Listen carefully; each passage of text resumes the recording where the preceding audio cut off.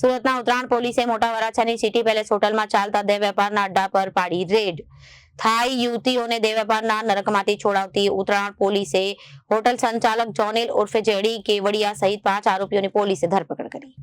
બે થાઈ યુવતીઓને દેહ વેપારના નરકમાંથી છોડાવતી ઉત્તરાયણ પોલીસે હોટલ સંચાલક જોનિલ ઉર્ફે જેડી કેવડિયા સહિત 5 આરોપીઓની પોલીસે ધરપકડ કરી. વિદેશી લલ્લનાઓને બોલાવી કુટરખાનું ચલાવતા હોટલ માલિકનો પર્દાફાશ કર્યો. તુલસી આર્કેડના બેઝમેન્ટમાં ચાલતા દેહ વેપારના નેટવર્કને પોલીસે ઝડપી પાડ્યો. પોલીસે રેડ દરમિયાન 1.8 લાખની કિંમતના 4 મોબાઈલ ફોન કબજે કર્યા. પકડાયેલા મુખ્ય આરોપી જેડી કેવડિયા અગાઉ પણ અનેક ગુનાઓમાં સંડોવાયેલા છે. ગુનામાં સંડોવાયેલા અન્ય એક આરોપીને વોન્ટેડ જાહેર કર્યો છે.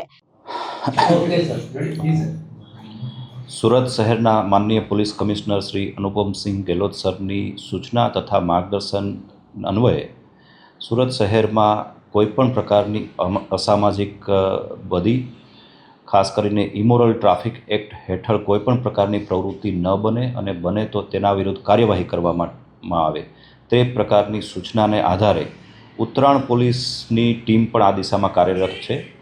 જે દરમિયાન ઉત્તરાયણ પોલીસ સ્ટેશન સુદામા ચોક પાસે આવેલ સિટી પેલેસ હોટલમાં આ પ્રકારની બધી કેટલાક સમયથી શરૂ થયા હોવાની માહિતી મળતા ઉત્તરાયણ પોલીસની ટીમ દ્વારા સિટી પેલેસ ખાતે રેડ કરવામાં આવેલી.